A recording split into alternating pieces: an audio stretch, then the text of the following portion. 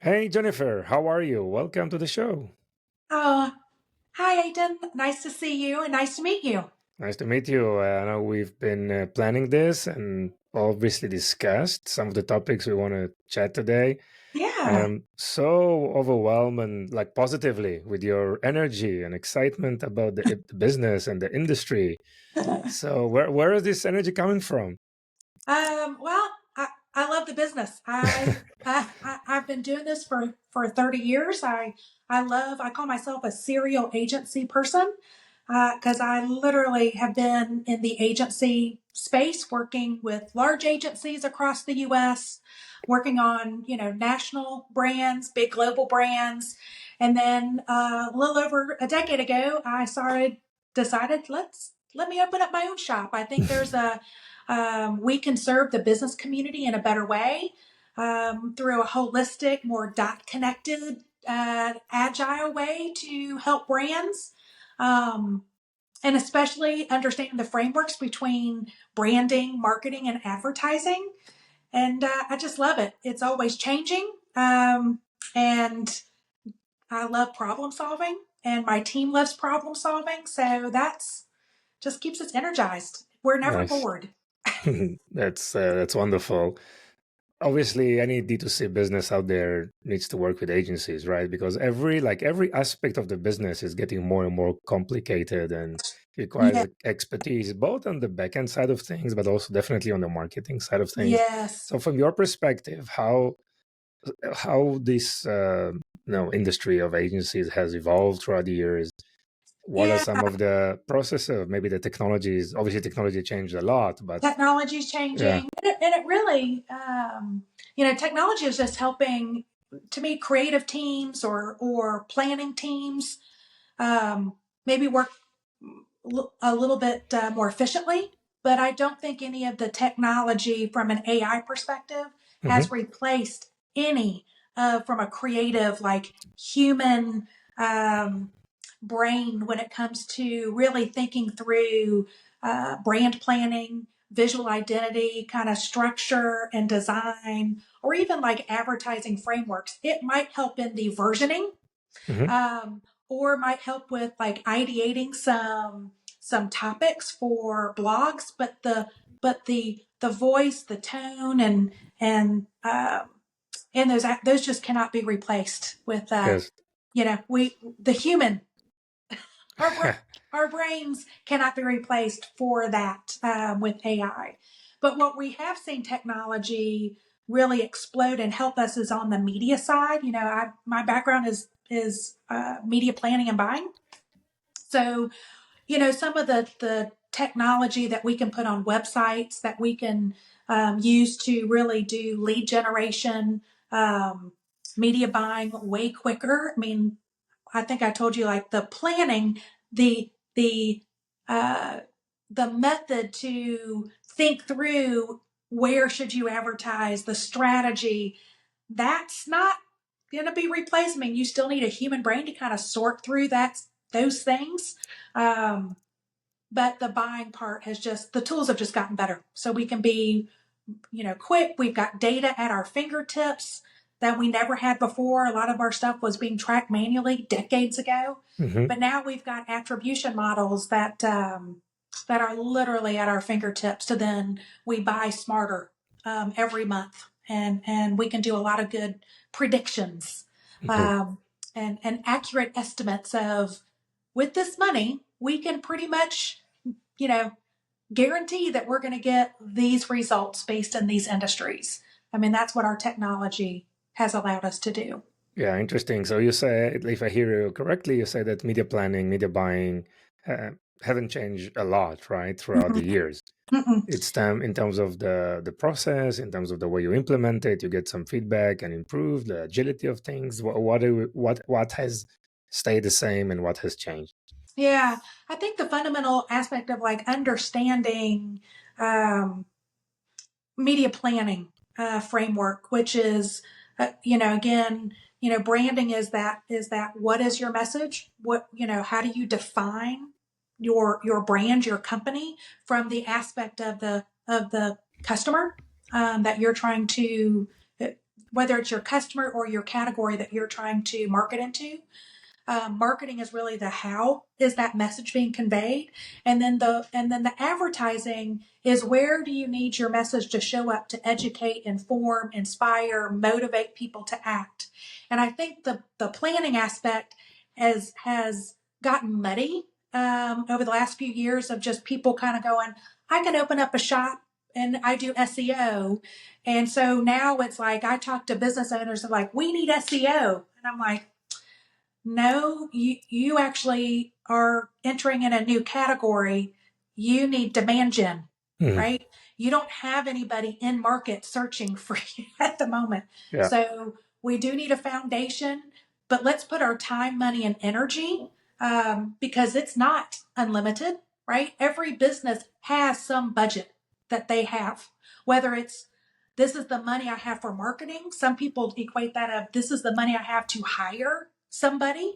I think there's been I think agencies as the pendulum has swung. I mean, you look at some of the biggest companies, the largest companies, they outsource their advertising, their marketing. They have very, very small teams in house. Hmm. And so it's amazing to me when you have like a company that has 30,000 employees, or they're, 200 employees, but they're a big tech company and they're generating, 250 million or a half a billion. Um, and they're trying to bring all of this marketing in house. And I'm like, why? Apple didn't do it. Coca-Cola doesn't do it. Like all the big companies outsource it because there's a reason. We are, agents, good agencies, legitimate agencies know, like we see all the data. We understand the frameworks. So when I see a company that's like a 10-person company and they're like, I need to hire a director of marketing, I'm like, no, you don't. You need to outsource it. Go to a fractional team. Go because that's what an agency does. We're fractional marketers, teams for hire that we can come in, and I think that's where we look at it and go. Whether you're hiring, using labor as your investment, and then you have to advertise. But to us, it's like that's $1 amount. What do we do with that money? Um, and where should it be spent? Is it in, we've got the market, there's a lot of people in market, like searching and active. Well, we've got the data to be able to see who's in market actively. Are they already on Instagram searching? Are they already on Facebook searching for your category of products? Or are they in Google? Or are they in YouTube? I mean, that's kind of an in market. And in most categories, there's only like 5%, maybe 10% in the big market searching in your category. So then it's like, okay, how do we define our planning? Where do we put our time, money, and resources? And that's where, you look at things from you know, message to media of, I've got very little people know my name. Or I need them to have my name and my why and my what. Um, you can't do a lot of that in a digital banner. You can't do a lot of that just on a little post. So sometimes if you've got to push people to consider and prefer you, you've really got to consider what media outlets allow you to do that in the most efficient way. And that's media planning framework of like, how do we where do we need to convey our message? Where do we need to put our time, money, and resources to generate the most, whether it's awareness, whether that's consideration, whether that's preference, or literally, I need leads. And what outlets, places do we need to do that? And those decision frameworks have not changed in 30 years. Just we have the data at our fingertips to be able to make those decisions quicker. And then when you do start running and placing things, you can look at the data to go, all right, this is working. Or do we need to pivot? You can do that within 30 days, 45 days to see if what your data was telling you is accurate. Yeah. Uh, versus, the old school days of, when you do plan, you would build an annual plan and then you would work the plan, but you would really go, okay, well, I'll do analysis at the end of the year, or maybe after a 6 week or 8 week campaign. And let's pivot for the next like 8 week. That's where technology has allowed us to move a lot quicker to go. We've got more data than we've ever known what to do with. Um, so you need somebody like a good agency to know what data is the right data to look at to be informed. And then when you place something and you put it out there, is it working? And you can just pivot so much more quickly in today's landscape. Yeah, I mean, totally agree. I mean, we are in a fractional everything era, right? So just outsourcing, and usually those are some of the most expensive line items, right? All the marketing staff and Right? CMOs, and so why and data, right? So one side, from one end, you need that expertise to come from somewhere through Right. the agencies, and you need the data to take a smarter decision to analyze what's going on, and you need this type of expertise, and you're getting it so complicated with Yeah, all these communities that are evolving. Like you have the Instagram community, and now you have TikTok, and you have all that's the right. Amazon, and you have your amazingbrand.com ecosystem. So it's all just getting more and more complex, And, more and it's siloed, let's say. Yeah. and it's very scientific. I was talking to a client yesterday who was just, I just feel like we need to have some social presence. I'm not ready for leads. I just want to, kind of crawl a little Mhm. bit. And we said, well, there's some things that we need to do for your website. There's some foundation, um, search engine optimization, the meta, like the on-site, just, The technical aspect of the yeah, pages, and kind of yeah, the aspect. foundational things. Yeah. Yeah. And he's like, I didn't even realize there was a science behind it. And I was like, there's a method. And same with social. Those algorithms change all the time.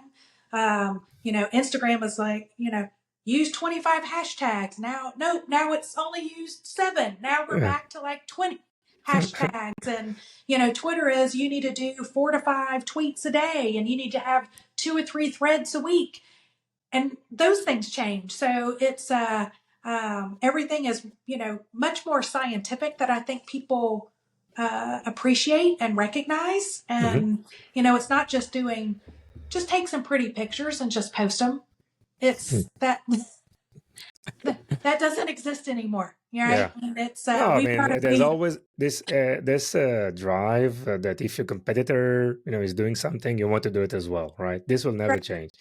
But and then, and I would say that's a warning too. But like, don't plan your marketing and like, don't plan based on what your competitor is doing. You sure. know what your strength is, or you should. You know how you want to be positioned. You should know what your message is. And then if you're intentional, you should know where are you going to convey that message. Everything should be done with intentionality. If you feel like you're chasing the competitors, that means you don't have a smart plan. So you need to then consult agencies like ours, like to get that just smart people to help you dissect all of those aspects of the planning frameworks, so that you're not wasting time, money, and energy on crap that doesn't work. Stop chasing the competitor. It is not, that's never a good strategy. Yeah. Yeah. Amazing, Jennifer. You also call yourself famous movie junkie, right? I So, I mean, storytelling is so important. How this passion, help you in your decision making and analyzing, uh, processes? yeah, I mean, when I think of like marketing as the larger kind of business framework, it you are it's a blend of art meets science. There's a lot of science Yep. in that, the data, the methods of how you break things down. What data should you be looking at? How do you play with the algorithms to to game, to generate the leads or the results you want? But the art of it is how is it conveyed visually? How do you talk about the brand from a storytelling perspective and that narrative? And movies and TV, there's a formula to like an episodic TV series. Hmm. There are formulas of like, you've got your plot A, you've got your plot B, you've got your C plot, you've got your series arc plot. And how do those work episode to episode? A movie is a start to finish, but there is a formula for even building a movie. Um, and where do you hit that peak? And they call it the hero's journey of like who's going to play the hero, the protagonist, who's the antagonist. So even there's a method and a science to that, but it's so much art of in the words and the language on the screen of what are they trying to make sure that they tell you that you're picking up. Set design, the costuming, the actors of how they convey those characters. I mean, so much art that goes into it. It is not dissimilar to building a brand. And if you think of the what is a brand, that brand story is again, it's that why it's the character, who I am. Um, you know, how do I want to be defined? How do I want to be seen? The visual identity, the logo, the look of your website, how you're conveying that. That's what that actor or that character might wear. And in the scenery and the setting that they're in. And how do you start visually conveying what your brand is all about? But it's the combo of the two. And so I think branding and storytelling is so much related to the movie and TV industry. And it's just fun to kind of go in and look at it through different lenses of from cinematography to the writing and the character building. Yeah. Yeah. And obviously, on the other side of the spectrum, you have TikTok with 30 seconds Yeah. videos that need to capture your attention within, I don't know, 1.7 second. I Yeah. think this is Like the 3 seconds. attention span that we have, right? So That's right. What is it? The yeah, next generation, with the Gen Z, they can't even listen to a full song. It's like they yeah, can only go like 45 seconds. They can't even listen to a full minute of a yeah, of a yeah. song now. And it's like coming from a generation of, oh my gosh, well, don't go listen to an old Led Zeppelin or even like a Dave Matthews when he goes for a 20-minute. Yeah. Oh, like, Like a they, Bohemian they just Rhapsody died. type of thing, right? Yeah. So, I mean, yeah, I mean, TikTokification is something that is influencing the industry a lot, right? So, Yeah. like, Yeah. going to from a more authentic, like high production, polished type of content. Doesn't matter if it's video, text, or audio, like podcasting, but going to something which is more authentic, more Mhm. immediate, has a great impact. I mean, it's important. I mean, both formats are growing for Are sure, growing. but they Absolutely. are important in this holistic marketing that we've been discussing. That's right. And to be consistent, I mean, there's ways that Yeah. I think a lot of brands do it wrong on TikTok. Like they're just throwing something out there to go, ooh, let me get viral. The problem is it's a fleeting moment, right? So they might get 500,000 views, but nobody knows. There's no recall, right? Of because we've heard that of like I did this huge video or this TikTok. I haven't seen any traffic. I haven't gotten one sale from it. It's like, well, of course not. You didn't even like there was no relevancy to to your brand, to the category. Um, Nothing should result to web traffic, and it was inconsistent with the brand. Ones that do it right, it's all it's very intentional. It's like, what's our brand story? How do we want to use TikTok versus let me come up with something fun on TikTok and hope it works.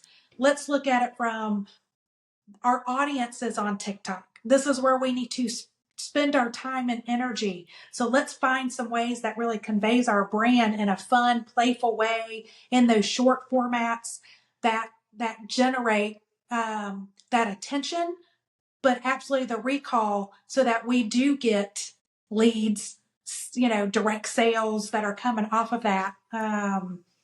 And those are the results that we see.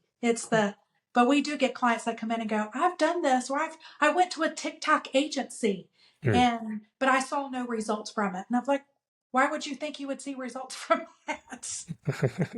Well, I mean, consistency is very, very important. Understanding where you are in the marketing funnel, right? Are you in awareness? Are you into consideration or decision? And Building the right content types for each one of those stages, and and where your audience is. We had a client that came into us and he's like, I'm not seeing anywhere. We've been doing TikTok or we've been doing, Instagram. And we were like, your audience isn't there. hmm, Like you're, well, I hired a marketing director. They were very familiar with Instagram. So it became that's versus going again, that's that planning framework of where is your audience? Who are you trying to reach? Find the places to reach them in the most efficient way. So it's just doing homework of looking to go, you know what, your audience is actually on, LinkedIn and YouTube. hmm, So that's where you need to spend we need to spend our time, money, and energy, and even understanding of, and you know this from doing the podcast, the shorts and the playlists. That is one audience group on YouTube versus the long form videos that's a different audience. yep, Those don't usually correlate. So just really understanding where you're conveying your message, how do you want to relate to your audiences, and how do you show up. Um, those method, those disciplined process of thinking has not changed in 30 years. hmm, It's just how you use these tools and then how to whether you need to spend money in hiring an agency based on time or activity to perform on those platforms, or we need to pay money like to officially advertise on those platforms. But that's where we see most companies kind of get it wrong. yeah, Uh, they're going, this is the trend or the fad, or I've heard, or it's based on a really inexperienced person that they've hired to be a marketing manager, director of marketing that has never had really a holistic view of how media works, how marketing frameworks works, or how branding works. And uh, that's kind of where we see where like when we're getting hired, it's usually to do that kind of planning to fix or course correct hmm, um, what somebody else has already put in place so that they are using their dollars way more intentionally and seeing better results. It's amazing when you put a plan in place and you work the plan, and there's, you're informed by data how well it performs. wow. It's But Jennifer, it seems that you are very good in probing those pain points, or what you call, where is I the call them friction? friction. Yeah. Where is the friction, right? I think this is a good theme for this episode. So how do you do that? Obviously, you're very experienced and you know how to ask the questions, but there is some kind of a process in place, or just you need to Yeah. scan through the operation of So things. we do like I call it a discovery workshop with Mm-hmm. just so, and most agencies do this. We kind of take it and I look at it at different aspects of it. I look at it. There are questions that I have, and our team has designed that really understands. Let's get at the brand and let's make sure that we understand the brand. And usually, when we're asking questions, like our art director, our copywriting team, our creative team, we can pick up pretty, quickly if oh, there's no brand here. Like they have a logo, they have a visual identity. There is no definition of the what or the why.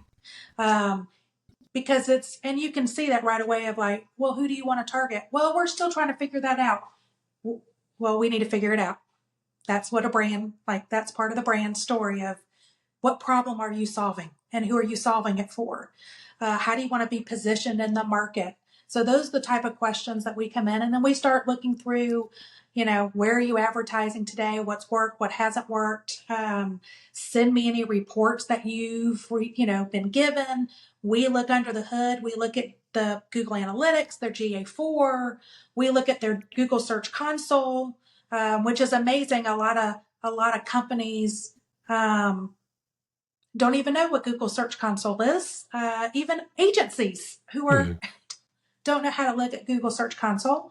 Um, we have other tools to do audits, to just see what's their digital footprint, um, what's their presence, is it like, and then we start looking at it going, wow, what you're doing on social doesn't look like anything you're doing on your website makes it sound like you're this type of company, but you said you're this type of company.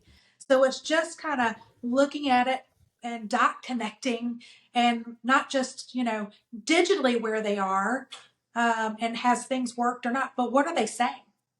And we try to put ourselves in, from a media consumption and, an audience perspective of, here's, we can go, you're trying to reach this category. Well, here's what this category looks like.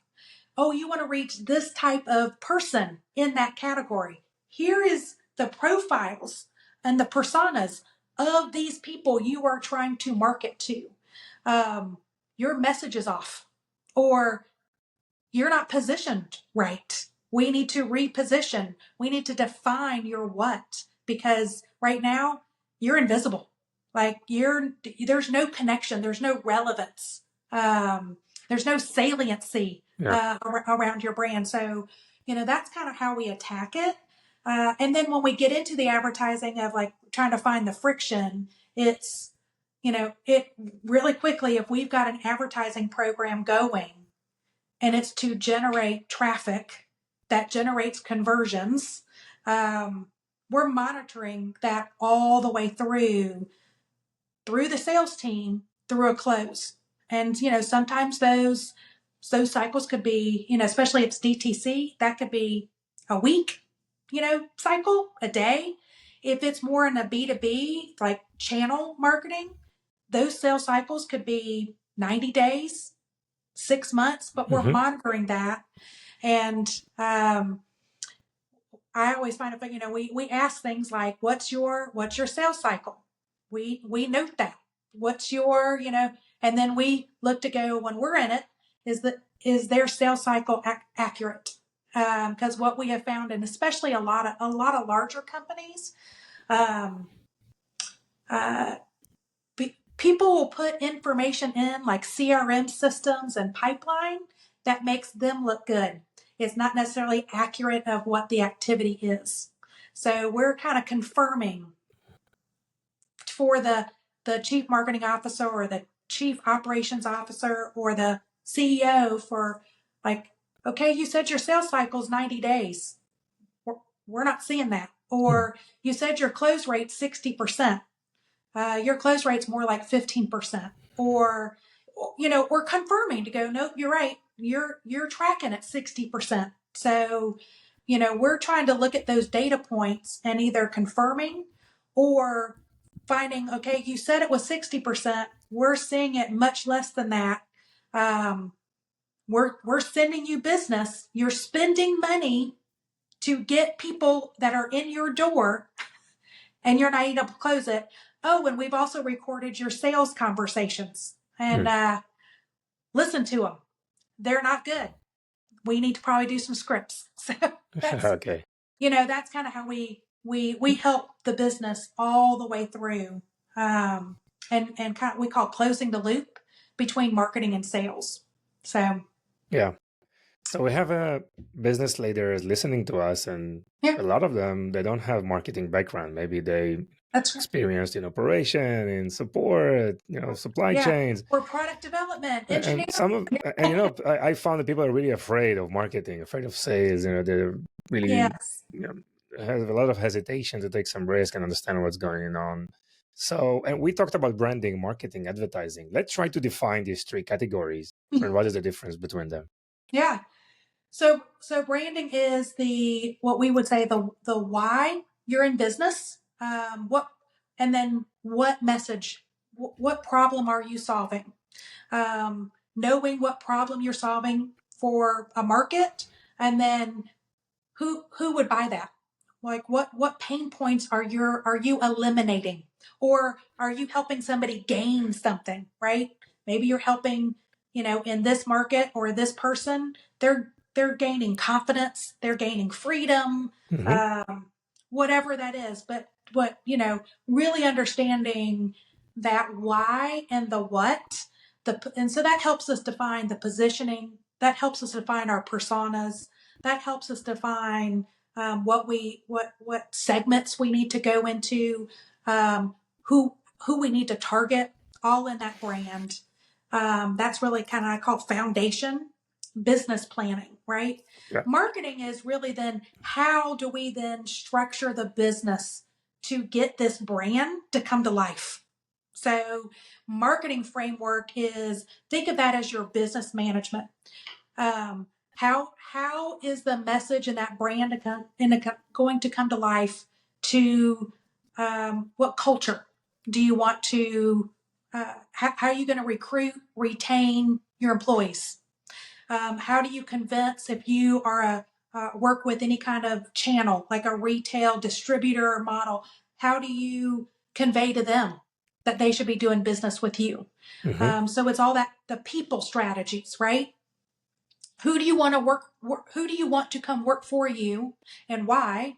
And then who do you want to do business with, and Hmm. how do you, tell people to do business with?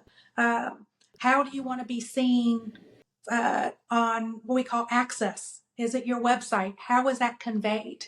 um, if you have a physical presence like a bricks and mortar or an office space, how is that brand coming to life on the exterior, the interior? Um, it's the, how do you, like, if you say that your brand is all about, we're the best customer service, do you have the right processes and operations in place, right? Do you have the right product mix? And how Hmm. do we make sure that the product messaging matches the brand messaging? How do those things correlate? How are we describing those products for the sales team? Do they have their, collateral, their sales sheets, their scripts? Um, and how are they going into market? Again, if it's more of a DTC and e-commerce, all of that needs to then be very representative on the website and your digital presence, whether that's on the web and social platforms, and make sure that's consistent. So all, if you do a bunch of events, how is that brand then represented, visually displayed? How is the story told? Then the advertising framework is the where. That is, where do I need to spend my time, money, and energy to educate, to inform, to promote, to inspire people to act? Which that's how we kind of, we want them to do something in the advertising, right? Either we're building our presence, right? We're just letting people know we exist, and we're building our brand reputation, we're building our credibility, we're building trust. Or is it, ooh, no, I need people to actually, I want people to consider us, and I want Hmm. people to prefer us, I want people to buy from us. And so where are we putting that message? And sometimes we have to pay for that, right? Whether paid ads on Meta and Instagram, TikTok, Tumblr, or in, like, if you're B2B, maybe it's in trade magazines. If you're, hitting more of home decor, you're in Lux, some of these beautiful magazines like Lux, or Home and Garden, Home Beautiful, and all of that. So, you know, the advertising toolbox is huge from choices. Hmm. It's uh, where is our audience, um, and that's where it comes in the targeting. Like, who is the lowest hanging fruit that we can generate the most efficient use of our time, money, and energy to generate the results that we need. Yeah. So let's go spend our time, money, and energy in those places, in the where, to get those results. And I don't think a lot of people, I've worked for a lot of companies. I'm like, well, what's your goal? Well, I think we should do direct mail. No, that's not what I asked you. Like, what? What's the goal? Well, I think we should do some meta ads. Or, like, again, what's the goal? So I think you kind of said it. There are a lot of business owners that either intimidated with marketing, or they sit with a marketing person and they immediately go to tactics. And it's like, tactics will come. Well, because they'll get easier to then define when you've done the where or the what, and then the how.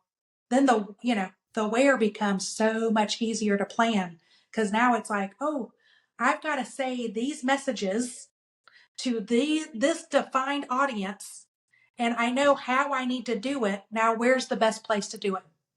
So, like I said, it's amazing when you kind of work through those frameworks, those decisions become so much easier. Oh, very interesting, Jennifer. It's one of the most comprehensive descriptions that I've heard lately. So, really, thank you so much for that. So, what are some of the tips that you can provide to marketeers out there? Hmm. Um, well, so don't chase your competitor. uh, Nice. yeah, Make let them chase you, right? let them chase you. That's right. Know your strengths. Understand, like I said, you've started a business, or you've grown a business and scaled a business, or maybe you're running a business that you've been hired to do. Um, there's a distinctive why behind that, and there's a distinctive what behind it. Don't be afraid to sit down and think through it. I guarantee you will feel so much better about the choices you make than more downstream, by just taking time to plan. And we're not talking about, this is not a 6 month process. This is like, working with somebody like us. We're doing a half day to a day workshop at the most, or a Hmm. series of interviews. Hmm. Um, you're talking about a few weeks to get that defined. And if you the larger the company that's been around, because we do work with a lot of companies that are 60 years old and are just now kind of defining their brand. So it happens. Wow.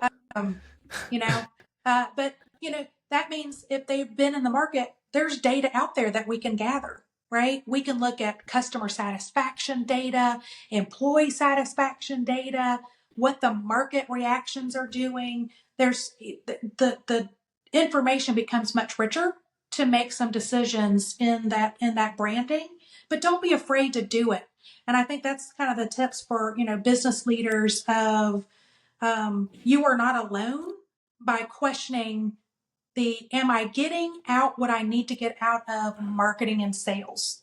Um, and if your gut is telling you something is off, trust your gut, because most likely there is, like, the discipline of the plan or the process to get to those choices probably haven't been done, with uh,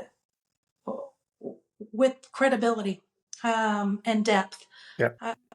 So that's where, like, those are the conversations I have with a lot of our clients. That's how it usually starts. Of, I don't understand marketing and sales. I feel like we're just chasing stuff. I keep throwing money at it. I don't know if I'm making the right choice. I don't know if I have the right people in place. I've worked with agencies. I don't really like the agencies we work for. And then we come in and, like, well, I can see why. It's chaos. Mm. There's no method. Um, and that's how it starts. Like, there's just my gut's telling me something's off. Mm. And 9 out of 10 times, their gut instinct was right. Something was not working. There's friction, and sometimes it's not just like one thing of friction. There's a lot of friction going on. And so that's where a full service agency, which there's still a lot of us out. I mean, there's thousands of us out there. We look at things very holistically for businesses to go, let's help you then eliminate, like, create some organization and structure to your chaos, and let's tackle the highest priority of friction, because nobody has probably the amount of time, money, and energy to hit things all at once. Everybody has limited dollars. Everybody has limited, resources and just energy to go through that. It's like, let's tackle this. And sometimes we have to do things in parallel paths, right? Hey, we got to keep this pipeline going, but we got to figure out how do we resolve some of these other issues. Hmm. And sometimes our plans are 1 to 3 years, and we're pivoting and optimizing every month and just working towards just, but a lot of it is, it's done with intentionality. And that would be my recommendation or my biggest tip of to business leaders of trust your gut. Nice, Yeah, nice. Look, the gut, trust your gut is like the accumulation of your life experiences right. at the end of the day, Yeah. right? So it's And especially if you ask the question of like either it's your agency or if you have an internal team and you're like, why aren't we generating, or I thought the results would be this. If they can't give you like a really um, thoughtfully detailed answer with like some kind of data or, hey, this is a runway. Like this is going to take 6 months or something. If you just get somebody that says, well, I don't know, that's just how it is, they're not the right team. yeah, yeah, Because there are answers. And so like I said, a lot of the business leaders that we hear, they're like, I knew it. Like I've been so frustrated because I ask these questions and I feel like I don't get good answers, or I call it, they get helicopter speak. People that are just like spinning and they can't answer the question. And it's because they probably also don't know. yeah. So yeah, trust your guts. Sure, sure. Jennifer, let's talk work-life balance. I think this is a Yeah, very important topic to me. I it try to is. discuss in my podcast, just doing things in a very successful way, but in a more sensitive way, I guess, taking into account, our wellness. Yeah. What do you do outside of work? How do you balance life? So yeah, well, I'm not very good. I'm working on it. I'm a work in progress. I think most founders and business owners, we're all a work in progress. Um, but I'm a mom of four. When I started the company, my youngest was 2, my oldest was 13. Hmm. Now they're 13 and 24. And so I do a lot with the kids, activities and school and all of that. But for myself, over the last few years, I've realized I'm. I'm seeing my health uh, not being very mindful Hmm. of that. So I have started doing I walk. Like my doctor was like, you just need vitamin D. You need to go sit outside for 30 minutes Yeah. just to have sunshine. Like just to have, even if you have to go work outside, but just you need 30 minutes of sunshine of once a day. So I've been doing it 100%. the last couple of days. Just I'll go take a walk or I'll go sit outside. I do meet with a local peer group of other female founders, and we meet twice a month.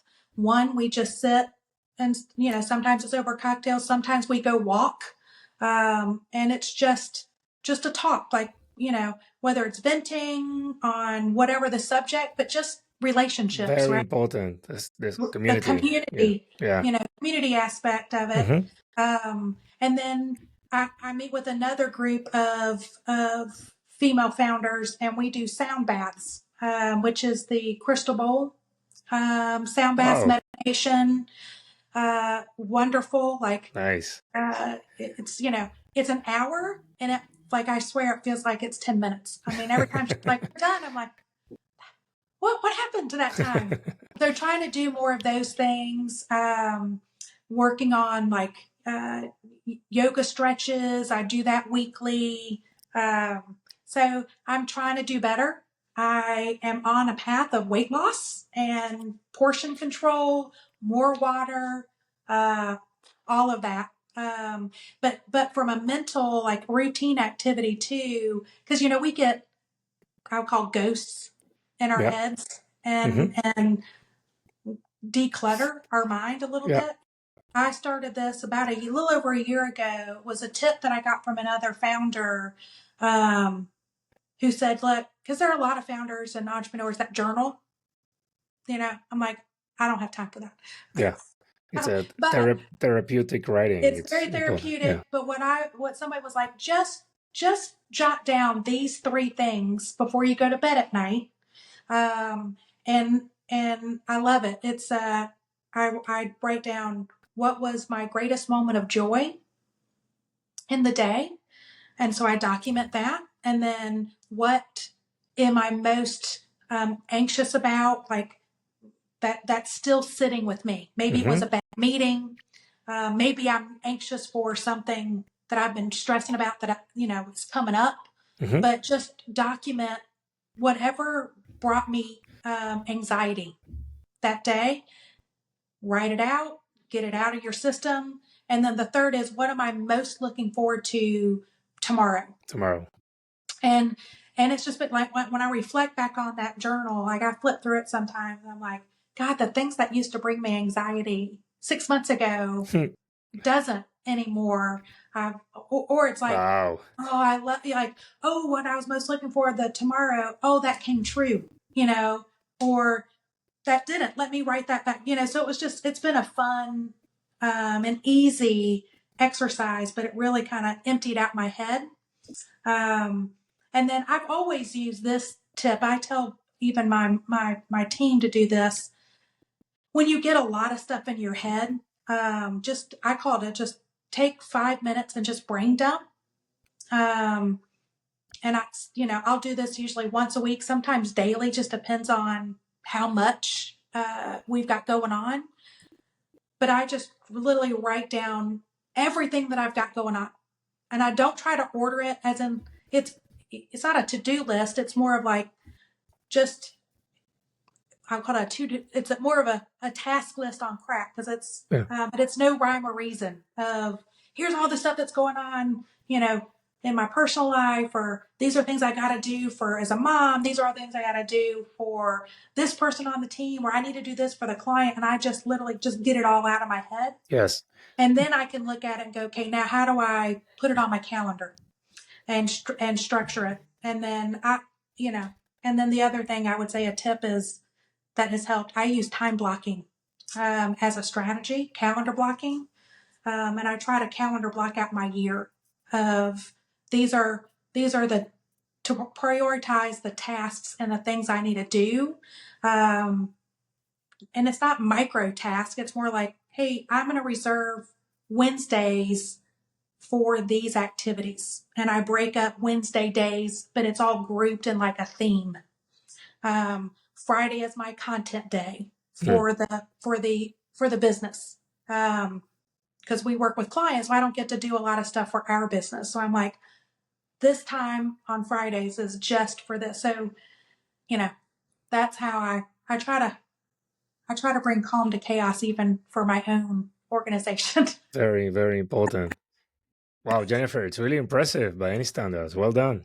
Well, thank you. I'm Definitely, a it's work in not. progress. Like Yes, nothing. yes. It's always Yeah, work in progress. Even small progress is just multiplying over yeah, time, right? that's right. So amazing. And thank you so much for sharing it. So, how people can find you and the agency? Yeah. So we're Bright Marketing. You can go to our website. It's gobrightnow.com. And that's BRIGHT, gobrightnow.com. Or you can find me on LinkedIn. I'm Jennifer J. Sutton. My maiden name is Johns. And all the links are there. You could book an appointment from there. You can go to our websites, but we have all the links on my LinkedIn. So yeah. Jennifer, thank you so much. It was really fascinating, interesting, and Well, thank you. full of energy. Yeah. Thank you for having me. I appreciate it.